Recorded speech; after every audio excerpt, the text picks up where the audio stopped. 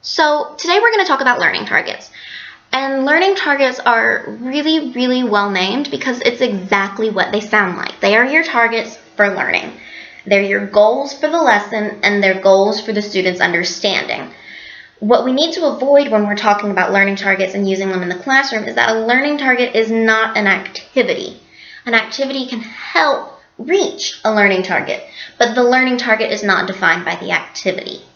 When we are talking about learning targets, we're talking about what the overall goal is of the activity. When we're asking students to read and write sentences summarizing the thing that they've read, that's not the learning target. The learning target is being able to summarize things they've read.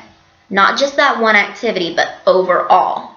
Learning targets are also directly linked to the standards, and it's important when you do this to really make sure that you present the learning targets in a way that students can understand. Because we all know that Common Core and Georgia Standards of Excellence are really not written in the way that a student can easily understand them. When you're reading off the standards verbatim to the students, it just sounds like a lot of technical gobbledygook, and they're just going to sit there staring at you like, what? And you don't want that. Instead of giving them a super technical, overly embellished standard, you want to tell them something in the form of an I can statement, such as, I can compare and contrast beginning, middle, end. And I pulled that out of my rear. I don't know if that's probably not even a standard, but that's the point. You want it to be easy for them to understand and apply to their learning. You also need to talk explicitly about the learning target. You don't want to just write it on the board and say, this is what we're learning. No, you can't just do that and check it off your list and say, I'm done. I've talked about the learning target. No, the learning target is what provides meaning to the learning. It is the why are we doing this? When students are asking, why would we ever need to know about shapes? The learning target is supposed to answer that.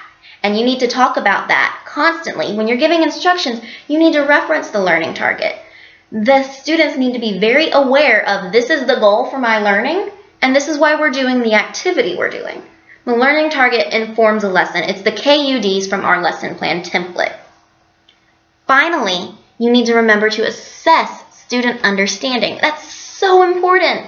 Just because you've taught something doesn't mean the students have learned it. You need to see if those learning targets were met. And you can do that in the middle of lessons. They don't have to be formal. They can be completely formative assessments.